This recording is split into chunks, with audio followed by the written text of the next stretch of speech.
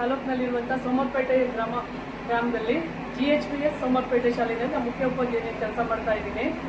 ಈ ಒಂದು ನಮ್ಮ ಶಾಲೆಗೆ DC ಮೇಡಮ್ ಅವರು ನೀರಿನ ಕೊರತೆ ಇದ್ದ ಕಾರಣ ಈ ಏರ್ ವಾಟರ್ ಅನ್ನೋ ಒಂದು ತಂತ್ರಜ್ಞಾನವುಳ್ಳ ಒಂದು ಮಿಷನ್ ಅನ್ನ ವಾಟರ್ ಉತ್ಪತ್ತಿ ಆಗುವಂತಹ ಒಂದು ಮಿಷನ್ ಅನ್ನ ನಮಗೆ ಸಜೆಸ್ಟ್ ಮಾಡಿದ್ದಾರೆ.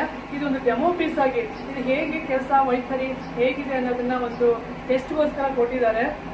ನಮ್ಮ ಶಾಲೆಯಲ್ಲಿ ತುಂಬಾ ನೀರಿನ ಅಭಾವ ಇತ್ತು. ಇದು ಅವರ ಒಂದು ಕೊಡುಗೆಯಿಂದ ನಮಗೆ ಬಹಳ ಅನುಕೂಲ ಆಗ್ತಾ ಇದೆ.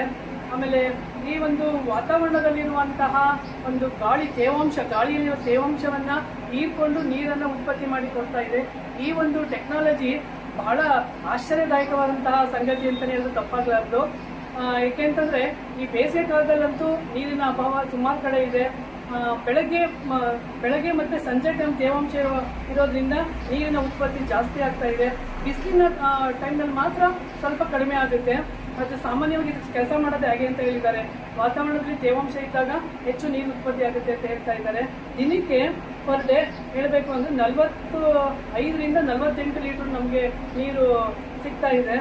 ಹಾಗಾಗಿ ನಮ್ಮ ಜಿಲ್ಲಾ ವತಿಯಿಂದ ನಮ್ಮ ಮೇಡಮ್ DC ಮೇಡಮ್ಗೂ ನಾನು ಕೃತಜ್ಞತೆಯನ್ನು ಹೇಳ್ತಾ ಇದ್ದೀನಿ. ವಾಟರ್ ಬಾಟಲ್ ನೀರು ತರ್ತಿದ್ವಿ, ಅದು ಖಾಲಿ ಆದರೆ ಊಟ ಮಾಡೋದ್ಮೇಲೆ ನೀರು ಕುಡಿಯೋಕ್ಕೆ ತಟ್ಟೆ ತೊಳೆಯೋಕ್ಕೆ ಏನಕ್ಕೂ ನೀರೇ ಇರಲಿಲ್ಲ. ಇವಾಗ ಇದು ಏರೋ ವಾಟರ್ ಅಂತ ಯಂತ್ರ ಅಳವಡಿಸ್ತಿದ್ದಾರೆ. ನಮಗೆ ತುಂಬ ಉಪಯೋಗ. ಸ್ಕೂಲೆಲ್ಲ ಇದು ಮಡಗ್ಸವ್ರೆ, ತುಂಬ ಉಪಯೋಗ. ನೀರು ಕುಡಿಯೋಕ್ಕೆಲ್ಲ ನೀರು ತುಂಬ ಚೆನ್ನಾಗಿದೆ. ನಾವು ಕುಡಿಯೋದ್ರಿಂದ ನೀರು ಖುಷಿ ತುಂಬ ಚೆನ್ನಾಗಿದೆ. ಈ ನೀರು ಚೆನ್ನಾಗಿದೆ.